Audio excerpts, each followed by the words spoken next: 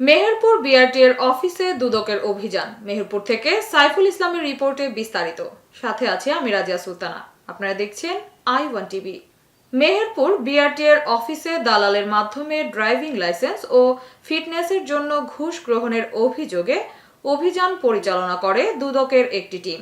বুধবার 7 মে দুপুরে দুদকের কুষ্টিয়া সমন্বিত কার্যালয়ের সহকারী পরিচালক বুলবুল আহমেদের নেতৃত্বে একটি টিম প্রথমে ছদ্মবেশে এবং পরে দাপ্তরিকভাবে অভিযান পরিচালনা করেন। অভিযান শেষে সহকারী পরিচালক বুলবুল আহমেদ বলেন, ড্রাইভিং লাইসেন্স পরীক্ষায় খাতাপত্রে কিছু অনিয়ম পাওয়া গেছে, তবে অন্যান্য অভিযোগের কোনো প্রমাণ পাওয়া যায়নি। তিনি জানান, অভিযোগ ছিল যে দালাল চক্রের মাধ্যমে অতিরিক্ত টাকার বিনিময়ে লাইসেন্স প্রদান করা হয়। এই অভিযানের প্রেক্ষিতে অভিযানের আধা ঘন্টা আগে আমরা ছদ্মবেশে মেহেরপুর বিআরটিএ অফিস পর্যালোচনা করি।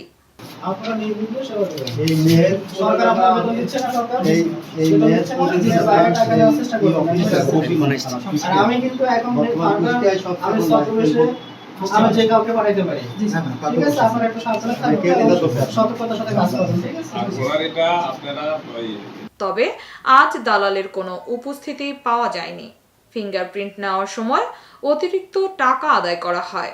আমরা সেবা গ্রহীতাদের জিজ্ঞাসা করেছি, কিন্তু তারা এমন কোনো হয়রানির কথা জানাননি।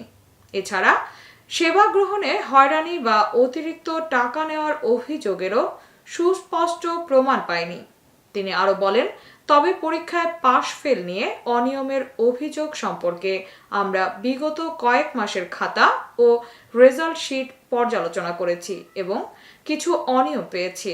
সেটিও যাতে ভবিষ্যতে না হয় সেজন্য আমরা সতর্ক করেছি। এ সময় দুদকের উপ সহকারী পরিচালক সাইদুর রহমান, বিআরটিএ এর পরিদর্শক জিয়াউর রহমান উপস্থিত ছিলেন। এতক্ষণ সঙ্গে থাকার জন্য ধন্যবাদ।